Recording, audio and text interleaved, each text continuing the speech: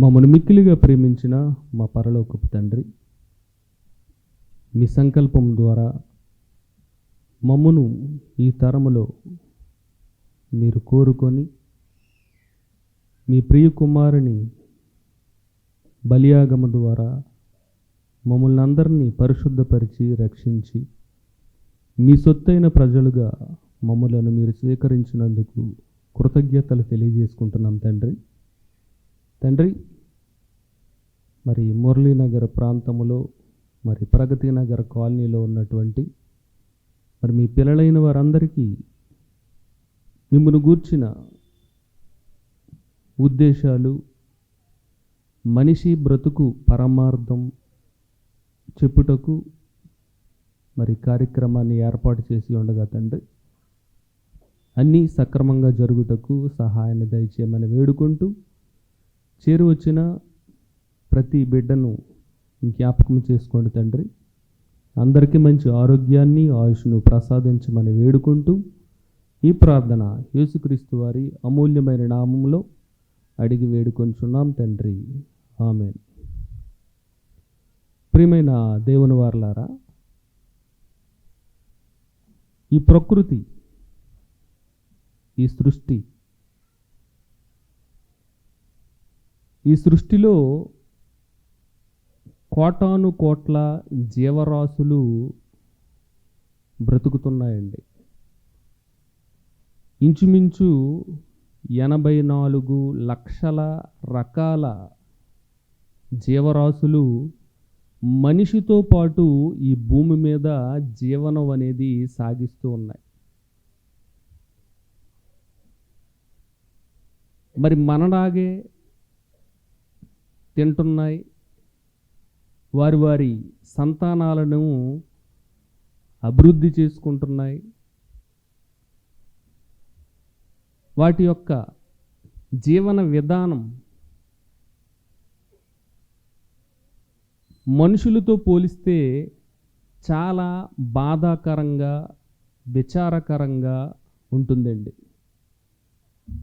ఎందుకు అని మనం ఆలోచిస్తే, మనుషులకు ఉన్నటువంటి ఫీచర్స్, మనుషులకు ఉన్నటువంటి శక్తి సామర్థ్యాలు కానివ్వండి, భాషా జ్ఞానము కానివ్వండి, మేధాశక్తి కానివ్వండి,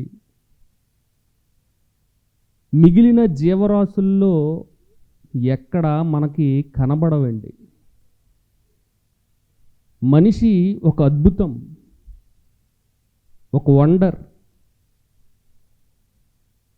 జంతువులు, పక్షులు, ప్రాకే పురుగులు, క్రూర మృగాలు, సముద్రములో జలచరములు, వివిధ రకాల చేపలు, వాటి బ్రతుకుని మనం ఆలోచిస్తే అవి పుట్టింది మొదలుకొని చనిపోయేంత వరకు వాటి యొక్క బ్రతుకుని మనం ఆలోచిస్తే ఏ విధమైన ప్రత్యేకతలు మనకు కనబడవండి. జీవితాంతం వాటికి ఒకటే స్వరం. కాకి జీవితాంతం కావు కావుమంటూ బ్రతకవలసిందే.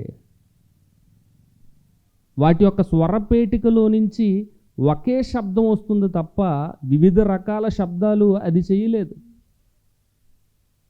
అలాగే ఒక సింహం, దాని యొక్క గర్జన జీవితాంతం అవే అరుపులు, అవే గర్జనలు తప్ప అందులో వేరియేషన్స్ అనేవి, వేరే రకమైన శబ్దాలు చేయగలిగే శక్తి అడవికి రాజు అయినటువంటి ఆ సింహానికి కూడా లేదు. జీవితాంతం వాటి స్వరపేటికలోంచి ఒకటే శబ్దం. ఇలా ప్రకృతిలో ఉన్నటువంటి ప్రతి జంతువుని మనం ఆలోచిస్తే, పిల్లి కానీ, కుక్క కానీ మన కళ్ళ ముందు కనబడుతూ ఉంటాయి నిరంతరం. వాటి శబ్దం ఒకటే ఉంటుంది, అవి తినే తిండి ఒకటే ఉంటుంది, వాటి నడక అదే విధంగా ఉంటుంది. పుట్టింది మొదలుకొని చచ్చిపోయినంత వరకు అలా ఉండవలసినదే. కానీ మనిషి గురించి ఆలోచిస్తే మనిషికి ఉన్నటువంటి ఫీచర్స్ గురించి ఆలోచిస్తే ఆశ్చర్యం వేస్తుందండి. మనకి ఎన్ని స్వరాలు వచ్చండి, మనకి ఎన్ని భాషలు వచ్చు, ఎన్ని సంగీత నాదాలను మనం ఆలపించగలం, అవసరమైతే కుక్కలాగా కూడా అరవగలం. అంతే కదండి, మనుషులు కుక్కలాగా అరవగలరు, కాకిలాగా అరవగలరు, పిల్లిలాగా అరవగలరు. ఏంటి నీ గొంతులోంచి ఇన్ని శబ్దాలు ఎలా చేయగలుగుతున్నావు? నీ స్వరపేటికలో నుంచి ఇన్ని స్వరాలు ఎలా వస్తున్నాయి? ఎప్పుడైనా ఆలోచించారా? మనిషి పరిగెత్తగలడు, డ్యాన్స్ వేయగలడు, గంతులు వేయగలడు. కానీ జంతువులు డ్యాన్సులు వేయగలవండి? వాటికి వచ్చా డ్యాన్స్? రావు. అవి పాటలు పాడలేవు. మనిషిలాగా రకరకాల ఆహార పదార్థాలు వండుకొని తినలేవు. మన నాలుక చూసినటువంటి రుచులు ఏ జంతువు కూడా చూడలేదండి. అన్ని రుచులు మనకున్నాయి. ఏం కావాలంటే అవి తినగలం. చేపల, మాంసమా, కాయగూరల, పళ్ళ, కాయల. కానీ మిగిలిన జీవరాశులకి ఆ భాగ్యము లేదు. మనిషికి ఉన్నటువంటి మేధాశక్తి ఆ జంతువులకు లేదు. చూడండి, మనిషికి ఉన్నటువంటి మెమరీ, ఎంత మెమరీ పవర్ ఉంటుందో తెలుసా? 2.5 మిలియన్ జిగాబైట్స్. 2.5 మిలియన్ జిగాబైట్స్ అంటే ఇంచుమించు 1 మిలియన్ని 10 లక్షలు. 1 మిలియన్ అంటే 10 లక్షలు. 2.5 మిలియన్ అంటే ఇంచుమించు 25 లక్షల జీబీ మెమరీ మన మెదడుకు ఉంటుందంటండి. 25 లక్షల జీబీ. మన ఫోన్లో ఎంత జీబీ ఉంటుంది? ఓ 256 ఉంటే చాలు. అంత ఎక్కువ మెమరీయా? అంత మెమరీ ఫోన్ ఎందుకు కొనేసుకుంటావు?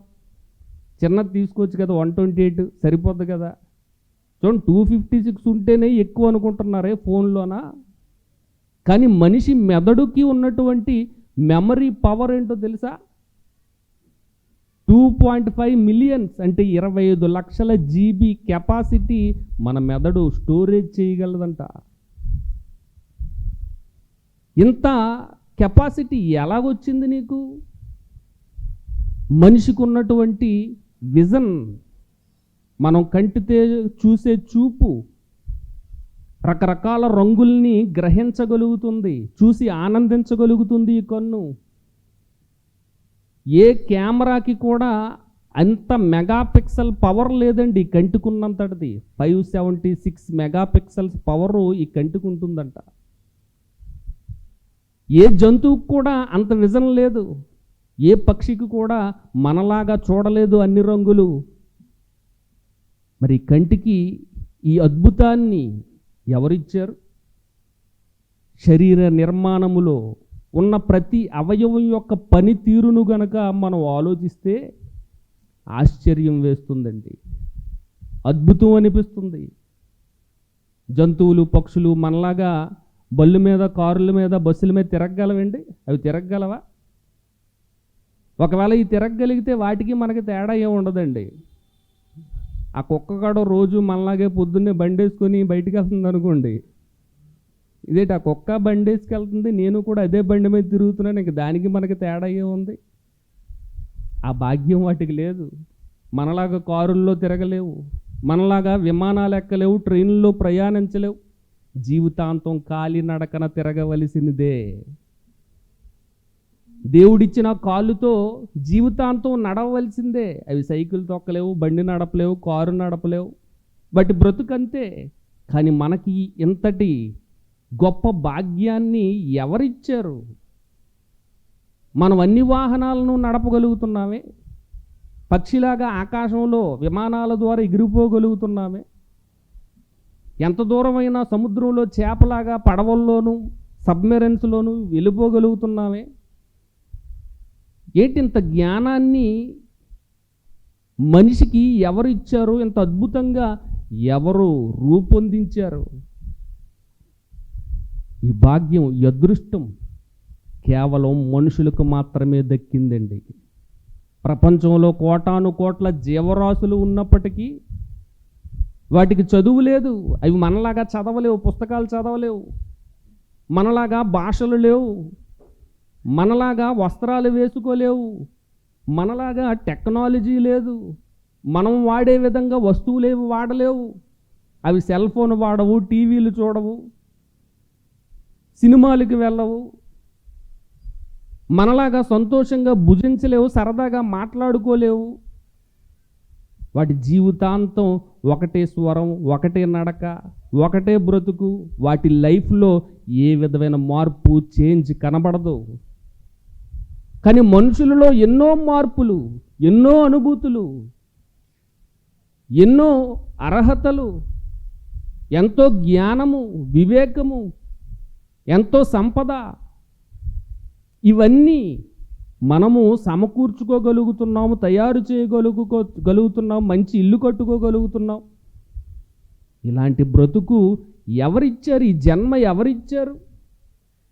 ప్రపంచాన్ని అడిగితే తల్లి తండ్రి వాళ్ళే నీకు బ్రతుకిచ్చారు అంటుందండి. ప్రపంచానికి, మానవ జ్ఞానానికి అక్కడ వరకే తెలుసు. కానీ దేవుని జ్ఞానము అంతకు మించినది. మరి ఆ దేవుడు మనిషి జన్మ గురించి ఏమంటున్నాడో మనం ఒకసారి బైబిల్ గ్రంథంలో చూడగలిగితే, యెషయా గ్రంథము 44వ అధ్యాయము 2వ వచనం. యెషయా గ్రంథము 44వ అధ్యాయము 2వ వచనం. నిన్ను సృష్టించి గర్భములో నిన్ను నిర్మించి నీకు సహాయము చేయువాడైన యెహోవా ఈలాగు సెలవిచ్చుచున్నాడు. నిన్ను సృష్టించి గర్భములో నిన్ను నిర్మించినది ఎవరంటున్నారండి ఇక్కడ? నిన్ను సృష్టించి, నిన్ను గర్భములో నిర్మించి నీకు సహాయము చేయువాడైన యెహోవా. మనుషులందరి యొక్క అవయవ నిర్మాణం, మనిషికి జన్మనిచ్చి ఆ జన్మలో మనం అనుభవించడానికి ఎంతో జ్ఞానాన్ని, శక్తిని, వివేచనని ప్రకృతిలో ఉన్న జీవరాశులన్నిటికంటే మనకి ఎక్కువగా ప్రసాదించి ఎంతటి అద్భుతమైన బ్రతుకును, జీవితాన్ని ఎవరిచ్చారు అనంటే సృష్టికర్త అయిన దేవుడు. సృష్టికర్త అయిన దేవుడు ఈ బ్రతుకునిచ్చాడంటే అండి, మరి ఈ బ్రతుకుని అనుభవిస్తున్నటువంటి ప్రతి మనిషి కూడా, ఈ బ్రతుకును అనుభవిస్తున్నటువంటి ప్రతి మనిషి కూడా ఈ బ్రతుకు ఎవరిచ్చారు, ఎందుకు ఇచ్చారు, నాకు ఈ లైఫ్ ఇంత ఆనందకరమైన జీవితం, మనిషి బ్రతుకు, ప్రకృతిలో దేనికి లేనటువంటి ఇన్ని ఫీచర్స్ నాకు ఎవరు పెట్టారు? ప్రారంభంలో ఫోన్లు ఎలా ఉండేయండి? ప్రారంభంలో ఒక 20 ఏళ్ల క్రితం ఫోన్ అంటే ఎలా ఉండేది? చిన్నది డబ్బా ఫోన్ అంటారు కదా ఇప్పుడు, కీప్యాడ్ ఫోన్. దాని తర్వాత ఆ ఫోన్లో కేవలం మాట్లాడుకోవడం వరకే ఆప్షన్ ఉండేదండి. ఫోన్లో కేవలం మాట్లాడుకోవడం, ఆ తర్వాత మెసేజ్, టెక్స్ట్ మెసేజ్ కూడా చేసుకోవచ్చు అని ఒక ఫీచర్ని యాడ్ చేశారు. ఆ తర్వాత కలర్ డిస్ప్లే, కీప్యాడ్ ఫోన్కే కలర్ డిస్ప్లే. ఆ తర్వాత దానికే FM రేడియో. చూడండి, ఒకటి ఒకటి యాడ్ చేస్తున్నారు. ఆ తర్వాత దానికే టార్చ్ లైటు. ఆ తర్వాత మెమరీ పెట్టుకోవడానికి ఒక ఫీచర్ యాడ్ చేశారు, ఆప్షన్. మెమరీ కార్డు మీరు యాడ్ చేసుకోవచ్చు. ఆ తర్వాత కెమెరా, మీరు దాంట్లో ఫోటోలు తీసుకోవచ్చు. చూడండి, ఒకటి యాడ్ చేసుకుంటూ ఇప్పుడు ఎన్ని ఫీచర్స్ ఉన్నాయండి ఫోన్లో ఎన్ని ఉన్నాయి? ప్రపంచం అంతా అరచేతిలోకి వచ్చింది కదండి. ఈ ఫీచర్స్ గురించి ఎందుకు చెప్పాను అని అంటే, మనకి పుట్టికతోనే, మనకి మానవ బ్రతుకు, మనిషి జన్మ ఎత్తిన ప్రతి ఒక్కరికి పుట్టుకతోనే మనిషికి అవసరమైనటువంటి అన్ని ఫీచర్స్, ఫోన్ కంటే ఎక్కువైన ఫీచర్స్ మనిషికి దేవుడిచ్చాడండి. అందుకే ఎన్నో వస్తువులు కనిపెట్టగలుగుతున్నాడు కదండి. ఎన్నో వస్తువులు కనిపెట్టి ఈరోజు వాడుకుంటున్నాడు సులువుగా.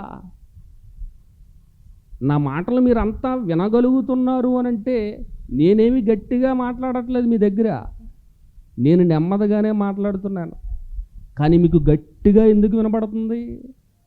మనిషికి ఉన్నటువంటి జ్ఞానముతో సంపాదించాడు ఒక టెక్నాలజీ, ఒక సౌండ్ సిస్టమ్. ఈ సిస్టమ్ ద్వారా ఎంత దూరంగా ఉన్నా మీకందరికీ చాలా స్పష్టంగా వినపడుతుంది. ఇదంతా ఎవరు కనిపెట్టారు? మనిషే కదండి.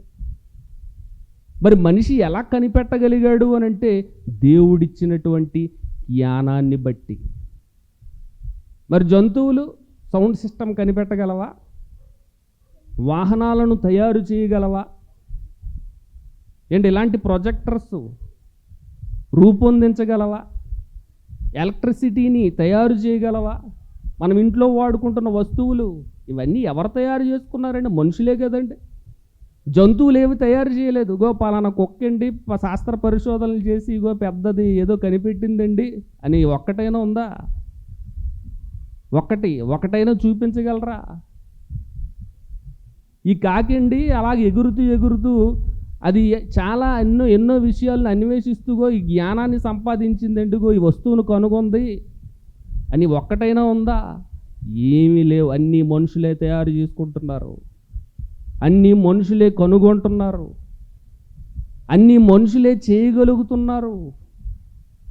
మరి ఇలాంటి మహా అద్భుతమైన నిర్మాణం ఎలా జరిగింది? ఎవరిచ్చారు? ఈ బ్రతుకు ఎవరిచ్చారు అని అంటే తండ్రి అయిన దేవుడే ఇచ్చాడండి.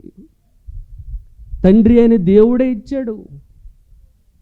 మరి ఈ జన్మ వెనకాతలో ఉన్నటువంటి ఒక అద్భుతమైన విషయం మనం ఆలోచించగలిగితే కీర్తనల గ్రంథము 139 అధ్యాయంలో దావీదు గారు పలుకుతున్న మాటలు ఒకసారి జ్ఞాపకం చేసుకుందాం. కీర్తనల గ్రంథము 139 అధ్యాయము 13వ వచనం.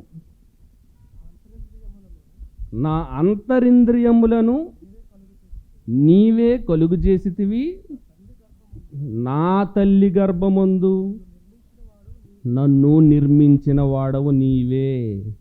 చూడండి, తల్లి గర్భమందు నిర్మాణం. ఈ భూమి మీద ఉన్నటువంటి ఏ మనిషి అయినా పుట్టాలి అనంటే తల్లి గర్భములో నిర్మింపబడాలి. ఏ మనిషి అయినా ఈ భూమి మీద అడుగు పెట్టాలి అనంటే తల్లి గర్భము ద్వారా రావాలే తప్ప ఆకాశంలో నుంచి ఎవరు ఊడిపడరు, నేలలో నుంచి ఎవరు వచ్చారు, గాలిలో నుంచి ఎవరు రారు మనుషులు. కేవలము తల్లి గర్భములో నుంచే రావాలి. మరి ఆ తల్లి గర్భములో అంతరింద్రియాలు, ఇంద్రియాలు అంటే అవయవాలు, శరీర అవయవాలు, అవి బయటికి కనిపించేవి కావచ్చు, శరీరం లోపల ఉన్నటువంటి అవయవాలు కావచ్చు. నా అంతరింద్రియములను ఎవరు కలుగు చేశారటండి? నీవే కలుగు చేసితివి. దేవుని గురించి చెప్తున్నాడండి. మనందరి అంతరింద్రియాలు, మనందరి అవయవాలు దేవుడే కలుగు చేశాడు. నా తల్లి గర్భమందు నన్ను నిర్మించిన వాడవు నీవే. ఎవరు నిర్మించారటండి? దేవుడు నిర్మించాడట. తల్లి కాదండి, తండ్రి కాదండి. అందరికీ తండ్రి అయినటువంటి దేవుడే తల్లి గర్భంలో అవయవాలు నిర్మించాడంట. తల్లి ఏమైనా గర్భంలో నాకు ఈ రకమైన అవయవాలు ఉండాలి, ఈ రకమైన కలర్ కావాలి, ఈ రకమైన జుట్టు ఉండాలి, ఈ రకమైన కళ్ళు ఉండాలి అని ఏ తల్లి అయినా తయారు చేశారా లోపల? చాలామంది తల్లులు ఉన్నారు కదా, చాలామంది తండ్రులు ఉన్నారు కదా, పిల్లలను కనిన వారు. మీరు ఏమైనా నాకు పుట్టబోయే బిడ్డ ఈ రంగులో ఉండాలి, ఈ కళ్ళు ఉండాలి, ఎంత పొడుగు ఉండాలి, జుట్టు కర్లింగ్ హెయిర్ అయితే బాగుంటుంది, లేదంటే సిల్కీ హెయిర్ అయితే బాగుంటుంది, ముక్కు సూదిగా ఉండాలి, లేదంటే తప్పడ ముక్కులాగా ఉండాలి. ఏమైనా తల్లి తండ్రి ఏమైనా తయారు చేశారా లోపల? ఎవ్వరు తయారు చేయలేరండి. ఎవ్వరు తయారు చేయలేరు. తల్లి గర్భములో మనల్నందరినీ నిర్మించింది ఎవరు అనంటే కేవలము దేవుడు మాత్రమే, సృష్టికర్త అయిన దేవుడు మాత్రమే. తర్వాత ఏమంటున్నారు చూడండి భక్తులు, నన్ను కలుగు చేసిన, నీవు నన్ను కలుగు చేసిన విధము చూడగా భయమును ఆశ్చర్యమును నాకు పుట్టుచున్నవి. చూడండి, నన్ను కలుగు చేసిన విధము. క్రీస్తు పూర్వం 1000 సంవత్సరాల కాలంలో దావీదు యెరూషలేము పట్టణాన్ని పరిపాలిస్తున్నటువంటి, యెరూషలేముని క్యాపిటల్ సిటీగా ఏర్పాటు చేసుకొని ఇశ్రాయేలీల రాజ్యాన్ని పరిపాలిస్తున్నటువంటి మహాచక్రవర్తి దావీదు గారండి. క్రీస్తు పూర్వం 1000 సంవత్సరాలు. మరి ఇప్పుడు క్రీస్తు శకము 2024 సంవత్సరాలు. అంటే నేటికి 3004 సంవత్సరాల క్రితము దావీదు గారు పలుకుతున్నటువంటి మాటలు ఏంటండి? ఏమంటున్నారట? నీవు నన్ను కలుగు చేసిన విధమును నేను చూడగా. తల్లి గర్భంలో అవయవ నిర్మాణం, అంతరింద్రియాల నిర్మాణం దేవుడు ఎలా చేశాడో దావీదు గారు చూశారంట. దావీదు గారు చూశారంట. ఎలా చూశారు? ఆయన తల్లి గర్భములో ఉండగా ఆయనకి దేవుడు కళ్ళు ఎప్పుడు పెట్టాడు, గుండె ఎప్పుడు ఏర్పడింది, కిడ్నీలు ఎప్పుడు ఏర్పడ్డాయి, ప్రేగులు ఎప్పుడు ఏర్పడ్డాయి, బ్రెయిన్ ఎప్పుడు ఏర్పడింది, వీటినన్నిటినీ దావీదు గారు చూశారట. దేవుడు దావీదు గారికి చూపించాడంట. అవి చూస్తుంటే భయము ఆశ్చర్యము కలుగుతుందంట. చూడండి, దావీదు గారికి ఎంత భాగ్యం. ఆయన శరీర నిర్మాణాన్ని ఆయన చూసుకుంటున్నాడంట. కలుగు చేసిన విధము చూడగా నాకు భయము ఆశ్చర్యము పుట్టుచున్నవి. ఏంటి అంత భయపడేవే ఉన్నాయి? అంత ఆశ్చర్యం కలిగించేదే ఉంది ఈ మానవ నిర్మాణములో? ఏ టెక్నాలజీ లేని ఆ కాలంలో దావీదు గారికి దేవుడు చూపించాడంట. మన అవయవ నిర్మాణం కూడా చూపిస్తే బాగుండేది కదండి.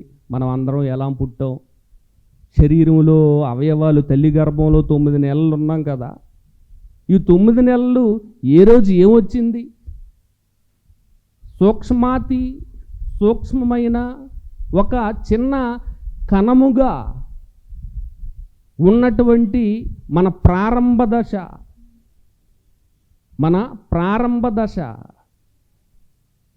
అప్పుడప్పుడు స్కూల్లో పాఠాలు చెప్తూ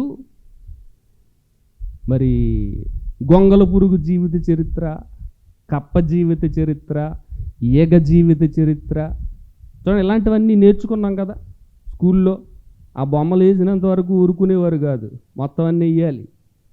చిన్న గుడ్డు దశ నుంచి ఒక సంపూర్ణమైన కప్పగా మారినంత వరకు దానిలో ఎన్ని దశలు ఉన్నాయి? ఒక ప్యూపా దశ, లేదంటే ఒక లార్వా దశ, లేదంటే సంపూర్ణంగా మరి ఏర్పడినటువంటి కప్ప దశ. ఈ దశలెన్నో మనం నేర్చుకున్నాం. అవి ఎలాగా రూపొందుకుంటున్నాయి, వాటి అవయవాల పరిస్థితి ఏంటి అని. మరి మనిషిగా మన పరిస్థితి, మన ప్రారంభ దశ మానవ నేత్రాలతో చూడలేని అతి సూక్ష్మమైన చిన్న ఆకారం, శుక్రకణం. అది ప్రతి మనిషి యొక్క ప్రారంభం. మరి కంటికి కనిపించని ఆ చిన్నటి సూక్ష్మమైన ఒక ద్రవం, ఆ ద్రవములోనే మనిషికి అవసరమైన అవయవాల రూపకల్పనకు అవసరమైన ప్రతి మెటీరియల్ కూడా అందులోనే ఉందంటండి. ఆ చిన్న చుక్కలోనే. దానిలో నుంచే ఎముకలు వచ్చేసాయంట. చూడండి, శరీరంలో అవయవాలు, ఎముకలు ఎంత గట్టిగా ఉంటాయి. కంటికి కనిపించిన ఆ చిన్నటి శుక్రకణములోనే మనిషికి అవసరమైనటువంటి ఎముకలు ఉన్నాయి. ఆ చిన్న చుక్కలోనే మనిషికి అవసరమైనటువంటి మెదడు ఉంది. ఆ చిన్న చొక్కే రక్తంగా మారిపోతుందంట.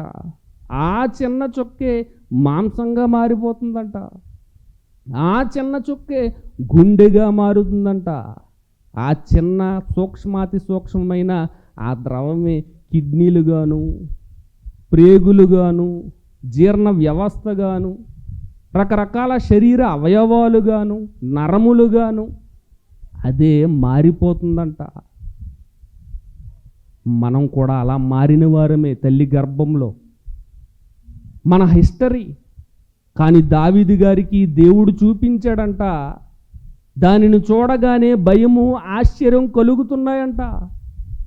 మరి ఈరోజు మన నిర్మాణం తల్లి గర్భములో మనం ప్రవేశించింది మొదలుకొని తల్లి గర్భము ద్వారా బయటకు వచ్చిన నాటి వరకు తల్లి గర్భంలో ఏం జరుగుతుంది, మనల్ని కలుగు చేసిన విధానం మనం కూడా ఒకసారి చూసుకుంటే బాగుంటుంది కదండి.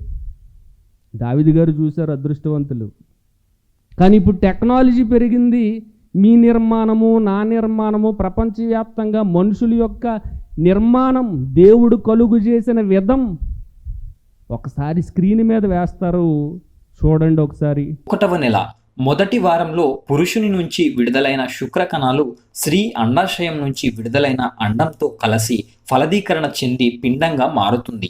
ఇలా గర్భం దాల్చిన 3 రోజుల తర్వాత పిండం గర్భాశయంలోకి ప్రవేశిస్తుంది.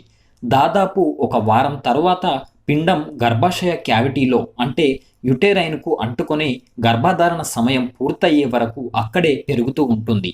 2వ వారంలో మాయ అంటే ప్లాసెంటా మరియు పిండం తల్లి ద్వారా పోషకాలను అందుకోవడానికి బొడ్డుతాడు ఏర్పడతాయి. నాడీ వ్యవస్థ అభివృద్ధి చెందడం ప్రారంభమవుతుంది. 3వ వారంలో అవయవాలు ఏర్పడడం మొదలవుతాయి. గుండె ఏర్పడుతుంది. వెన్నుపాము మరియు మెదడు అభివృద్ధి చెందుతూ ఉంటాయి. 4వ వారంలో చేతులు మరియు కాళ్ళు చిన్న బొడిపెల్లాగా పెరగడం మొదలవుతుంది. కంటి సాకెట్లు ఏర్పడతాయి. దాదాపుగా అన్ని అంతర్గత అవయవాల యొక్క మూలాధారాలు ఏర్పడడం పూర్తవుతుంది. పిండం యొక్క పరిమాణం ఇప్పుడు 2 నుంచి 4 మిల్లీమీటర్లు అంటే దాదాపుగా బియ్యం గింజంత సైజు ఉంటుంది. తరువాత 2వ నెల. ఈ నెలలో బొడ్డుతాడు నుంచి శిశువుకు రక్త ప్రసరణ మొదలవుతుంది. గుండె కొట్టుకోవడానికి సిద్ధమవుతుంది. పిండంలో తల, తోక భాగాలు మాత్రమే ఏర్పడతాయి. చిన్న చిన్న బొడిపెల్లా ఏర్పడ్డ కాళ్ళు, చేతులు పెరగడం మొదలవుతాయి. 2వ నెల పూర్తయ్యేసరికి పిండం 8 నుంచి 10 మిల్లీమీటర్లు అంటే బఠానీ గింజంత సైజు ఉంటుంది. బ్రెయిన్ యొక్క ఎదుగుదల మిగతా శరీర భాగాల కన్నా వేగంగా ఉంటుంది. ముందుగా మన ఛానల్ని కొత్తగా చూస్తున్న వాళ్ళు, అలాగే ఇంతవరకు సబ్స్క్రైబ్ చేసుకొని వాళ్ళు ఎవరైనా ఉంటే వెంటనే సబ్స్క్రైబ్ చేసుకొని బెల్ ఐకాన్ని క్లిక్ చేసి ఆల్ని సెట్ చేసుకోవడం ద్వారా నా ప్రతి వీడియో మీరు చూడగలుగుతారు. ఇక 3వ నెల. ఇప్పటి వరకు తల, తోక కలిగిన పిండం యొక్క రూపం ఈ నెలలో మరింత మానవ ఆకారం మరియు రూపాన్ని సంతరించుకోవడం ప్రారంభిస్తుంది. ఈ నెలలో కడుపులోని బిడ్డ భారీ శారీరక మార్పులను పొందుతుంది.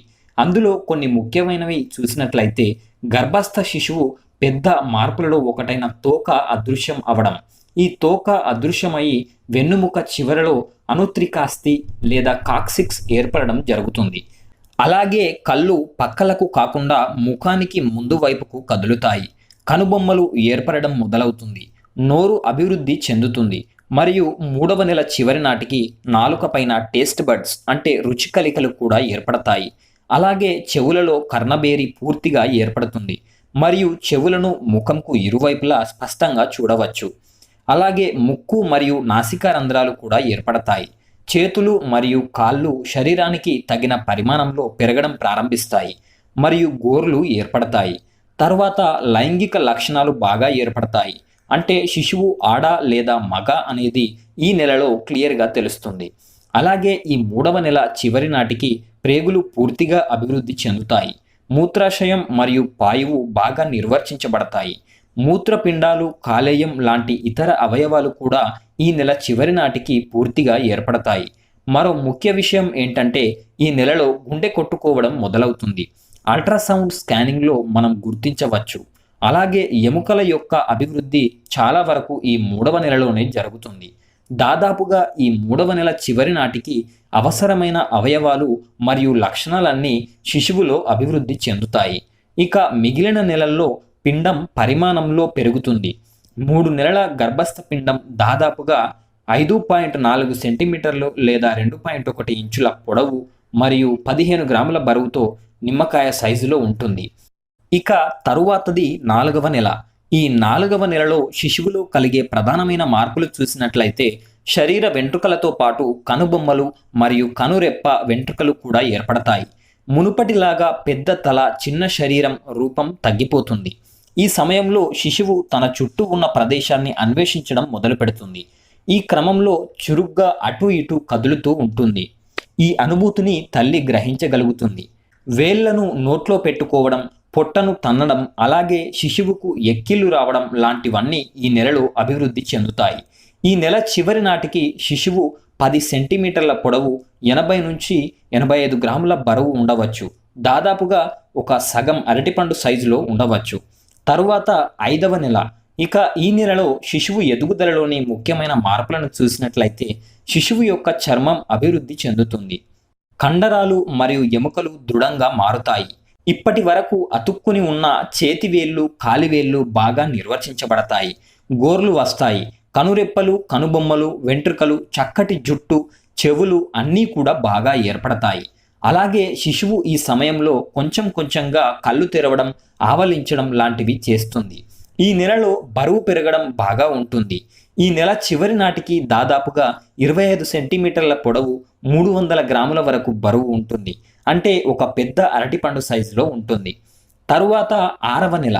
ఈ నెలలో శిశువులో ముఖ్యమైన ఎదుగుదలను చూసినట్లయితే చెవులు బాగా అభివృద్ధి చెందుతాయి. కాబట్టి బయట నుండి వచ్చే శబ్దాలు వినగలుగుతారు. అందువల్ల ఇప్పటి నుంచి మీరు మీ శిశువుతో మాట్లాడడం మొదలు పెట్టవచ్చు. రొమ్ము ఎముక మరియు శరీరాకృతి నిటారుగా ఉండడం కోసం వెన్నుముక ఎముకలు బాగా అభివృద్ధి చెందుతాయి. ఈ నెలలో శిశువు కదలికలు, తన్నడం లాంటివి ఎక్కువగా తెలుస్తాయి. ఇవి మీ శిశువు మెదడు అభివృద్ధికి సంకేతాలు. శిశువు కదలికలు ఎంత చురుగ్గా ఉంటే అతని మెదడు అంత అభివృద్ధి చెందిందని అర్థం. అయితే ఈ కదలికలు అందరిలో ఒకేలా ఉండకపోవచ్చు. ప్రతి శిశువుకు భిన్న కదలికలుంటాయి. ఇక ఈ నెల చివరి నాటికి శిశువు దాదాపుగా 35 సెంటీమీటర్ల పొడవు, 650 గ్రాముల బరువు ఉండవచ్చు. అంటే సుమారుగా అరకిలోకు పైగా ఉంటుంది. ఇక తరువాతది 7వ నెల. ఈ నెలలో శిశువులో కలిగే మార్పులను చూస్తే గనక శిశువు కళ్ళు తెరిచి స్పష్టంగా చూడగలుగుతుంది. పొట్టపై పడే వెలుతురుకు శిశువు స్పందిస్తుంది కూడా.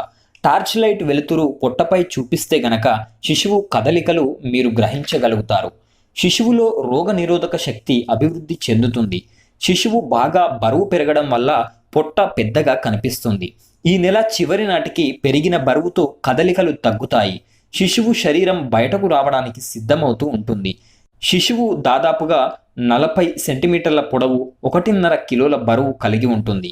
ఈ సమయంలో గనక ముందస్తు ప్రసవం జరిగితే 80% శిశువు ఆరోగ్యంగా జీవించే అవకాశాలుంటాయి. కానీ ఊపిరితిత్తులు ఇంకా అభివృద్ధి చెందనందున కృత్రిమంగా ఆక్సిజన్ అందించాల్సి ఉంటుంది. తరువాత 8వ నెల. ఈ నెలలో శిశువులో కలిగే ముఖ్యమైన మార్పులు చూస్తే ఇంతకు ముందులా కాకుండా శిశువు పొజిషన్ తలక్రిందులుగా మారుతుంది. అంటే తల క్రింది వైపుకు తిరిగి స్థిరపడుతుంది. ప్రసవానికి సిద్ధమవుతుంది. ఈ నెలలో శిశువు మూత్రపిండాలు బాగా అభివృద్ధి చెందుతాయి. ఉమ్మనీరు త్రాగడం జరుగుతుంది. కదలికలు బాగా తగ్గిపోతాయి. బయటి శబ్దాలకు శిశువు బాగా స్పందిస్తుంది. జననేంద్రియ అవయవాల అభివృద్ధిలో భాగంగా మగ శిశువు అయితే వృషణాలు, ఆడ శిశువు అయితే ఉల్వ అభివృద్ధి చెందుతాయి. ఈ నెల చివరి నాటికి శిశువు దాదాపుగా 45 సెంటీమీటర్ల పొడవు మరియు 2 కిలోలకు పైగా బరువు ఉంటుంది. ఈ నెలలో ప్రసవం జరిగితే గనక దాదాపుగా శిశువు ఆరోగ్యంగానే జీవించవచ్చు. అవసరమైతే ఇంక్యుబేటర్లో ఉంచాల్సి కూడా వస్తుంది. తరువాత 9వ నెల. ఈ సమయంలో శిశువు పూర్తిగా పెరిగి ఎక్కువ కొవ్వును కలిగి ఉంటుంది. కదలికలు తగ్గిపోయి శిశువు స్థానం మరికాస్త క్రిందకు జరిగి స్థిరపడుతుంది. తలను తల్లి కటిలో పెట్టి పుట్టడానికి సిద్ధంగా ఉంటుంది. ఈ నెల చివరి నాటికి ఊపిరితిత్తులు పూర్తిగా అభివృద్ధి చెంది శ్వాస తీసుకోవడానికి సిద్ధమవుతాయి. శిశువు దాదాపుగా 50 సెంటీమీటర్ల పొడవు, 3 నుంచి 3.5 కిలోల బరువు కలిగి ఉంటుంది. అయితే ఈ కొలతలు అందరిలో ఒకేలా ఉండకపోవచ్చు, ఒక్కొక్కరిలో ఒక్కోలా ఉంటాయి. ఓకే వ్యూయర్స్, ఈ వీడియో గనక మీకు నచ్చినట్లయితే తప్పకుండా లైక్ బటన్ను ప్రెస్ చేయగలరు.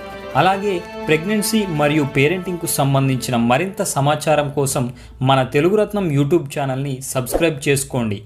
దాంతోపాటే పక్కనున్న బెల్ ఐకాన్ని క్లిక్ చేయడం ద్వారా నేను చేసే ప్రతి వీడియో మీ మొబైల్లో నోటిఫికేషన్ ద్వారా పొందగలుగుతారు. Thank you. చూశారు కదండి, మనందరి బ్రతుకు విధానం తల్లి గర్భంలో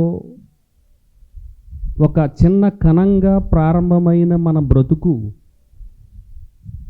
ఎన్ని విధాలుగా మార్పులు చెందిందో, ఎన్ని రకాలుగా అవయవాలను రూపుదిద్దుకుందో.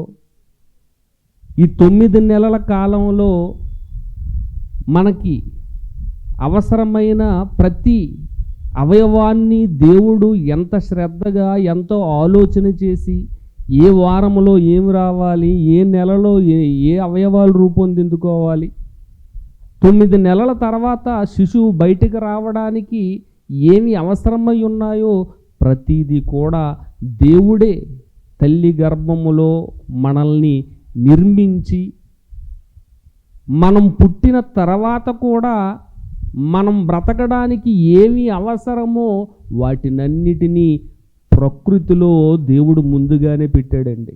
చూడండి, మనం అంటే దేవునికి ఎంత ప్రేమ. మనకి పుట్టగానే గాలి అవసరము, నీరు అవసరము, సూర్యుని యొక్క వెలుగు అవసరము, ఈ నేల అవసరము. ఏవేవి మనిషి బ్రతకడానికి అవసరమో వాటినన్నిటినీ మనిషి పుట్టక ముందే దేవుడు సిద్ధపరిచాడండి. ప్రతిదీ తల్లిదండ్రులుగా మనం కన్న పిల్లల విషయం అయితే పుట్టిన తర్వాత ఆలోచిస్తాం. పుట్టిన తర్వాత వాడికి బట్టలు అవసరం, వాడికి తిండి అవసరం. పుట్టిన తర్వాతే కదండి అన్నీ వండుకుంటాం. పుట్టిన తర్వాత కదండి కొంటాం. పుట్టిన తర్వాత కదండి చదువు, పుస్తకాలు. పుట్టిన తర్వాత ఆటలు, వాడికి బొమ్మలు కావాలి. కానీ దేవుడు మనం పుట్టక ముందే నా కుమారుడు లేదంటే కుమార్తె ఈ భూమి మీద అడుగు పెట్టేసరికి వాడికి అవసరమైన సమస్తం, వాడి బ్రతుకుకు అవసరమైన సమస్తం కూడా నేను సిద్ధపరచాలి అని మనం పుట్టక ముందే గాలి, నీరు, ఆహారం, సూర్యుని వెలుగు, ఆకాశము, భూమి, రకరకాల జీవరాశులు అన్నిటినీ దేవుడు సిద్ధం చేసి ఉంచాడండి.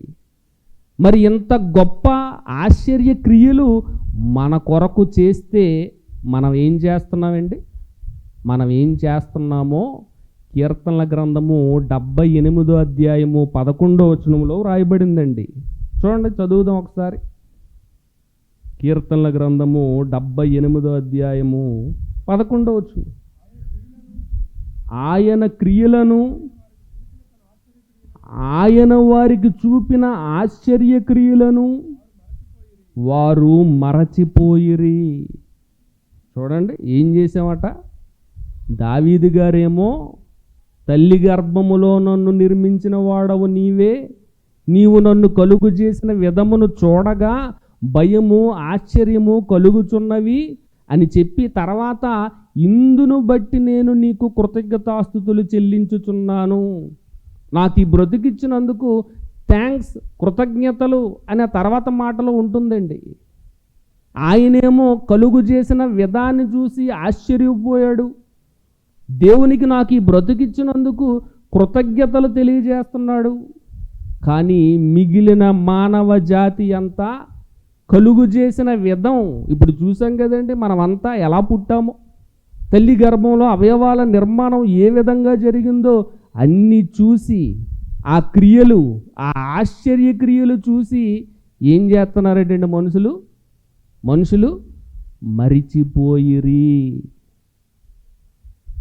మరిచిపోయారటండి. మరిచిపోయారా? ఏంటి, ఎంత మంచి జీవితాన్ని దేవుడు ప్రసాదిస్తే ఆ దేవుణ్ణి మర్చిపోవడం ఏంటి? జన్మనిచ్చిన దేవుణ్ణి ఎవరైనా మర్చిపోతారా? కానీ అలాంటి మర్చిపోయే స్వభావము, దేవుడు లేడని పలికే ఎందరో మనకి సమాజంలో కనబడుతుంటారు కదండి. దేవుడు లేడంటుంటారు. ఈ ప్రకృతి అంతా దానికి అదే వచ్చేసింది, దేవుడేం సృష్టించలేదు అని అంటుంటారు. దేవుడు ఉంటే కనబడడా, మాకు చూపించండి, సాక్ష్యం ఏంటి? చూడండి, ఇలాంటి ఎన్నెన్నో మాటలు పలుకుతుంటారు కదండి. అందుకే దేవుడు చేసినటువంటి ఆశ్చర్యక్రియలు మరచిపోయారు అని అంటున్నాడు. మరచిపోయారట, థ్యాంక్స్ కూడా చెప్పట్లేదు. రోడ్డు మీద వెళ్ళిపోతూ ఎవరిని టైం అడిగాం అనుకోండి, సార్ టైం ఎంత అయిందంటే ఎంతో చెప్తారు, 10, 11 అని. వెంటనే మనం ఏం చేస్తామండి, చాలా థ్యాంక్స్ అండి, టైం చెప్పారు. దాహంగా ఉన్నప్పుడు ఎవరైనా నీళ్ళు అడిగితే నీళ్ళు ఇచ్చారనుకోండి, థ్యాంక్స్ చెప్తాం. ఎక్కడికైనా వెళ్ళేటప్పుడు లిఫ్ట్ ఇచ్చారనుకోండి, థ్యాంక్స్ చెప్తాం. కృతజ్ఞతలు ఇలాంటి చిన్న చిన్న విషయాలకే కృతజ్ఞతలు చెప్పే మనిషి, మనకి దేవుడు ఎన్నో మేలులు చేశాడు కదా.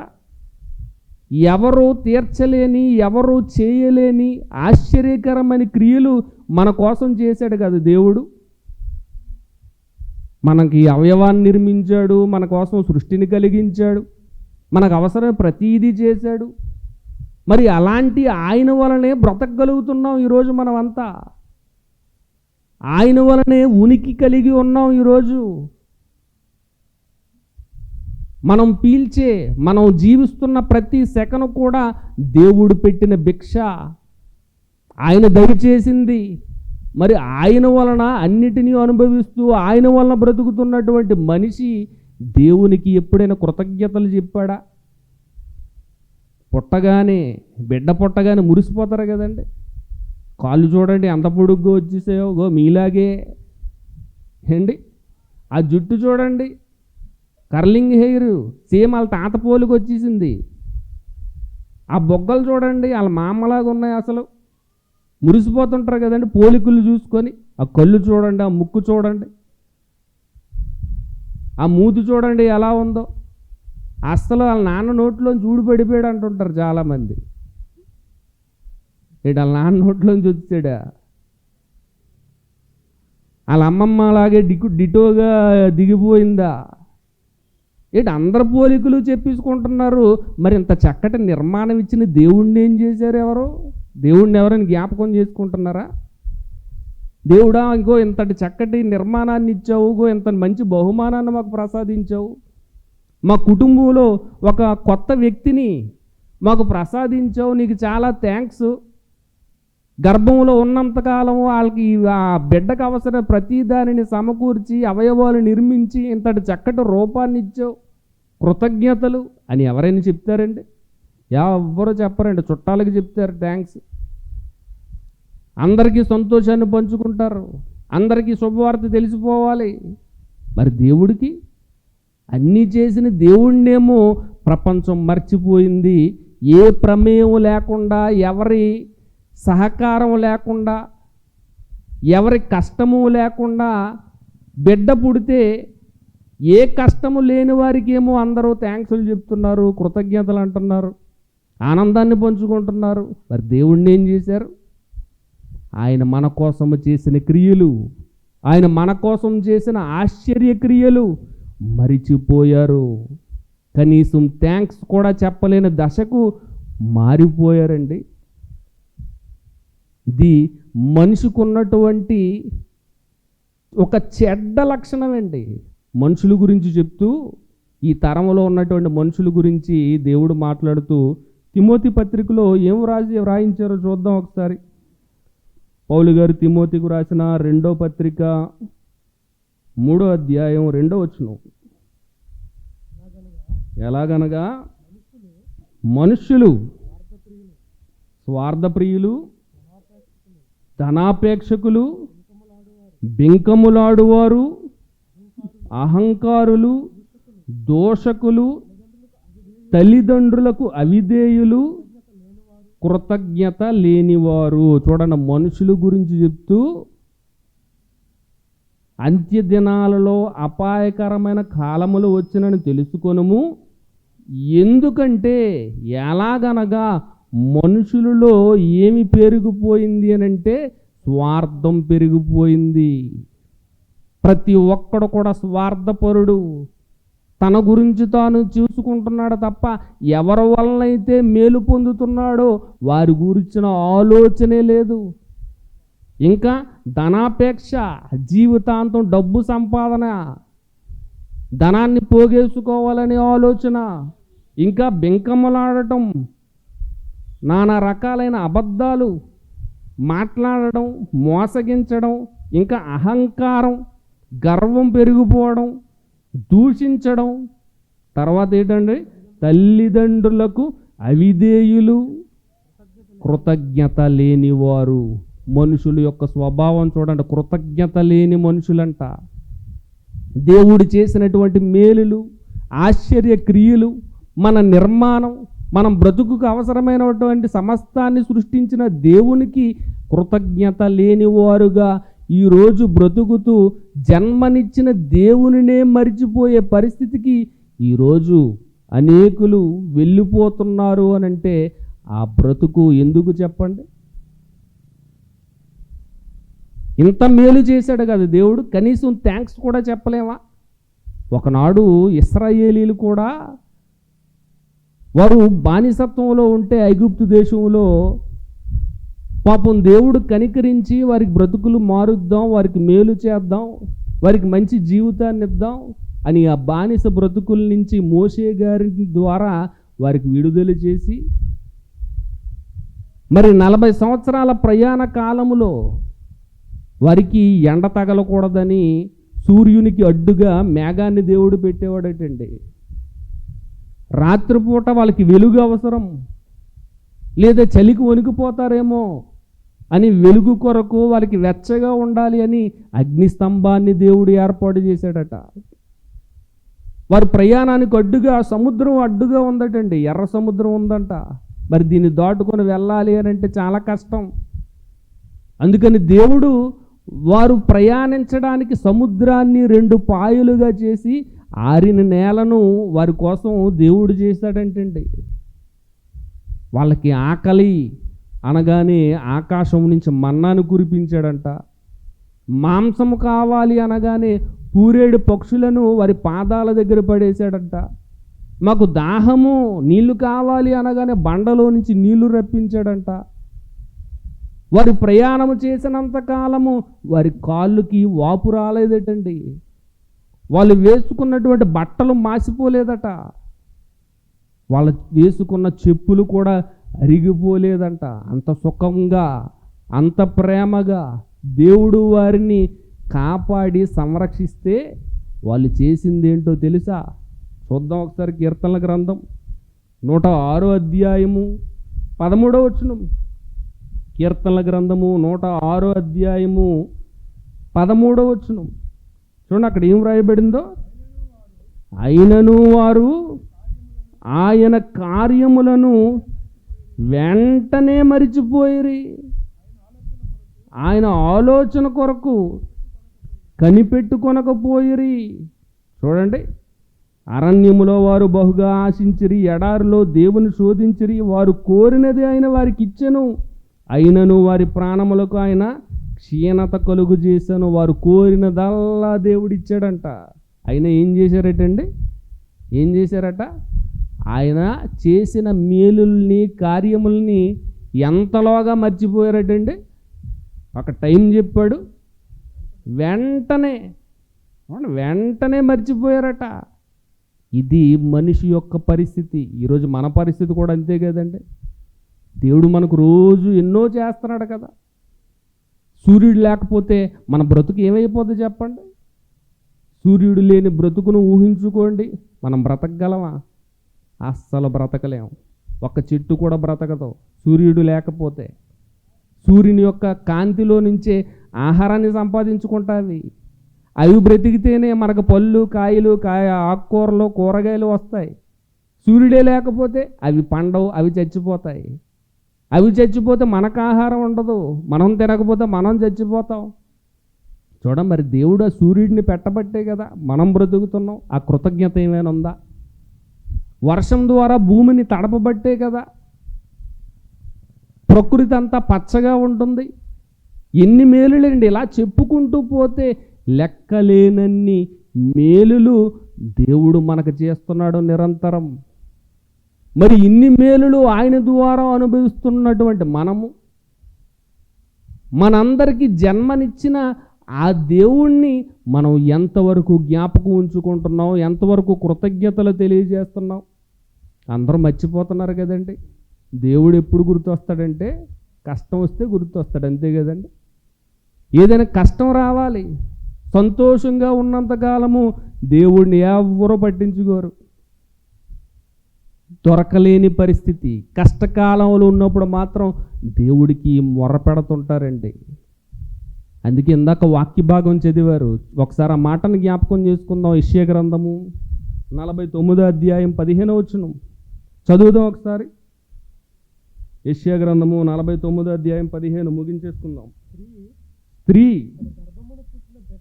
తన గర్భమున పుట్టిన బిడ్డను కరుణింపకుండా తన చంటి పిల్లను మరుచునా వారైనను మరచుదురు గాని నేను నిన్ను మరువను. చూడండి దేవుడు ఎంత గొప్పవాడో. దేవుడికున్నటువంటి మంచి మనస్సు చూడండి. మనం మర్చిపోయినా, మనం పట్టించుకోకపోయినా, మనం కృతజ్ఞతలు చెప్పకపోయినా ఆయన మాత్రం మనల్ని మర్చిపోవట్లేదట. వారు నమ్మినా నమ్మకపోయినా, వారు మంచివారైనా చెడ్డవారైనా, అందరికీ వర్షం కావాలి, అందరికీ సూర్యుని యొక్క వెలుగు కావాలి, అందరికీ బ్రతకడానికి ప్రాణవాయువు కావాలి, అందరికీ ఆహారం కావాలి. చూడండి, మంచి వాళ్ళైనా చెడ్డవాళ్ళైనా అందరికీ దేవుడు ఇస్తున్నాడు కదండి. నువ్వు చెడ్డోడు కాబట్టి నువ్వు పొలం దున్నుతున్నా నీకు పంట రానివ్వను అని దేవుడు ఏమని అంటాడా? వాడు ఎంత చెడ్డోడైనా, ఎంత తాగుబోతుడైనా, నోట్లోంచి ఎన్ని బూతులు వస్తున్నా పంట బాగా పండిస్తాడు దేవుడు. మంచివాడు విత్తనం వేసినా మొక్క పెరుగుతుంది, చెడ్డవాడు విత్తనం వేసినా మొక్క పెరుగుతుంది. అందరి మీద వర్షాన్ని కురిపిస్తున్నాడు, అందరి మీద సూర్యకాంతి, అందరికీ అన్నీ సమానంగా దేవుడిస్తున్నాడే. దానికి కారణం ఏంటో తెలుసా? మనము దేవుణ్ణి మర్చిపోయినా దేవుడు మనల్ని మరువడంట, జ్ఞాపకం పెట్టుకుంటాడు. పలానా మురళీనగర్లో ఉన్నవారంతా, పలానా ప్రగతి నగర్ కాలనీలో ఉన్నవారంతా నా పిల్లలు, నేనే వారికి తల్లి గర్భంలో అవయవ నిర్మాణం చేశాను, నేనే వారికి ఊపిరి పోశాను, నేనే వారికి బ్రతుకునిచ్చాను, వారి ఎడల నేను ఆశ్చర్యక్రియలు చేస్తున్నాను. వారు నాకు కృతజ్ఞతలు చెప్పకపోయినా పర్వాలేదు, నన్ను మర్చిపోయినా పర్వాలేదు, నేను మాత్రం వారు చచ్చిపోయినంత వరకు నేను జ్ఞాపకం పెట్టుకుంటాను, నేను మరువను, వాళ్ళకి అన్నీ ఇస్తాను. వారికి ఇవ్వబడిన ఆయుష్కాలంలో నా గురించి తెలుసుకోవాలి, వారు మరలా దేవుని యొద్దకు రావాలి, వారి బ్రతుకు పరమార్థం ఏంటో గ్రహించాలి అని దేవుడు ఎన్నో విధాలుగా దేవుని మాటలను ఇలాంటి సభల ద్వారా దేవుడు అందరికీ తెలియపరుస్తుంటాడండి. మొదటి శతాబ్దంలో యేసుక్రీస్తు వారి ద్వారా మనిషి బ్రతుకేంటి, దేవుడు పరిస్థితి ఏంటి, ఆయన మనస్సు ఏంటి, మనం ఎక్కడి నుంచి వచ్చాం, తిరిగి ఎక్కడికి వెళ్ళాలి, తండ్రి గురించి, మన గురించి, పరలోకం గురించి, మనం రక్షణ పొందాలంటే ఏం చేయాలి, ప్రతి విషయాన్ని కూడా యేసుక్రీస్తు వారి ద్వారా ఈ ప్రపంచ మానవాళ్ళందరికీ తెలియపరచబడిందండి. వాటినన్నిటిని గ్రహించి మన బ్రతుకులను మార్చుకొని దేవునికి రుణపడి ఉండాలి జీవితాంతం. ఆయనకు లోబడి ఆయనకి కృతజ్ఞతలు చెప్పుకుంటూ బ్రతకాలి. ఎందుకంటే ఆయన వల్లనే మనం బ్రతుకుతున్నాం కాబట్టి. ఈ బ్రతుకు అనుభవిస్తున్నది అంతటి అద్భుతమైన గొప్ప జీవితాన్ని మనకు ప్రసాదించింది దేవుడే కాబట్టి. ప్రకృతిలో ఏ జీవరాశికి లేనటువంటి భాగ్యాన్ని కేవలం మనిషికి దేవుడు ప్రసాదించాడు అనంటే అది మనందరి అదృష్టం. మరి ఇలాంటి జీవితాన్ని పొందిన మనం దేవుణ్ణి మర్చిపోవడం న్యాయమా? ఆలోచించండి ఒకసారి. దేవుణ్ణి మర్చిపోవచ్చా? చిన్న చిన్న సహాయాలు చేసేవారిని జీవితాంతం జ్ఞాపకం పెట్టుకుంటామండి. మీకు చాలా చాలా థ్యాంక్స్ అండి, మీరు చేసిన మేలుని జన్మలో మర్చిపోవండి, ఎన్ని డైలాగులు మాట్లాడతాం చిన్న చిన్న సహాయాలకే. మరి దేవుడు ఎంత పెద్ద సహాయం చేశాడు, ఎంత మేలును మనకి చేశాడు, ఎన్ని ఆశ్చర్యక్రియలు మన కోసం సిద్ధపరిచాడు. మరి ఆయనకి రుణపడి ఉండరా? ఆయన కృతజ్ఞతలు చెప్పరా? ఆయనకు లోబడరా? ఆయన్ని మర్చిపోతారా? ఆయన్ని మర్చిపోకూడదండి. ఒకవేళ మర్చిపోతే వాళ్ళ పరిస్థితి ఏమైపోతుందో చివరకు ఒక మాట చదువు ముగించుకుందాం. కీర్తనల గ్రంథం 50వ అధ్యాయం. కీర్తనల గ్రంథం 50వ అధ్యాయము 22వ వచనం. దేవునిని మరచువారులారా దీనిని యోచించుకొనుడి, లేని ఎడల నేను మిమ్మును చీల్చివేయుదును, తప్పించుకొనువాడు ఎవడను లేకపోవును. చూడండి, దేవుడు చెప్తున్నాడండి, దేవునిని మరచువారులారా. దేవుణ్ణి ఎవరెవరైతే మర్చిపోయారో, కనీసం కృతజ్ఞతలు కూడా తెలియజేయట్లేదో వాళ్ళందరితో దేవుడు పలుకుతున్న మాట ఏంటనంటే, నేను మిమ్మును, చదవండి, నేను మిమ్మును చీల్చివేయుదును, తప్పించువాడు ఎవడును లేకపోవును. చూడండి, దేవుని చేతిలోంచి ఎవ్వరు తప్పించుకోలేరు. ఎక్కడ ఏ మూలనున్నా అన్నీ ఆయనకు తెలిసిపోతాయి. మనం కూర్చున్నా, లేచినా, నడిచినా, మాట్లాడినా, ఏ పని చేసినా, పడుకున్నా అన్నీ దేవునికి తెలిసిపోతాయి. మనల్ని తప్పించేవాడు ఎవ్వరు ఉండరు. ఆయనకి కనబడని సృష్టము ఏదీ లేదు. అన్నీ చాలా క్లియర్గా స్పష్టంగా కనబడతాయి. కాబట్టి ప్రియమైన దేవుని వారలారా, దేవుని కోపానికి మనం ఆహుతైపోకుండా, నిత్యాగ్ని దండనకు వెళ్ళిపోకుండా మన బ్రతుకులు ప్రశాంతంగా ఉండాలి అని అంటే దేవునిని ఎల్లప్పుడూ జ్ఞాపకం చేసుకోవాలి. ఆయన మనకి బ్రతికిచ్చినందుకు నిరంతరము కృతజ్ఞతలు చెప్పుకోవాలి. కాబట్టి ఆలోచించండి, జన్మనిచ్చిన దేవునిని మరిచిన జనులు భూమి మీద బ్రతకడం చాలా కష్టం. ఆయన కోపానికి గురైపోతారు. కాబట్టి దేవుణ్ణి జ్ఞాపకం ఉంచుకోండి. మన జీవితంలో జరిగే ప్రతి మేలుకి ఆయనకి థ్యాంక్స్ చెప్పండి. ఆయన చాలా సంతోషిస్తాడండి. మరి చెప్పబడిన మాటలు, మన బ్రతుకు, మన నిర్మాణం జ్ఞాపకం చేసుకొని అందరూ దేవునికి కృతజ్ఞతలు తెలియజేయాలని, ఆయన్ని ఎల్లప్పుడూ జ్ఞాపకం ఉంచుకోవాలని కోరుతూ నా మాటలు ముగిస్తున్నాను. అందరికీ వందనాలు.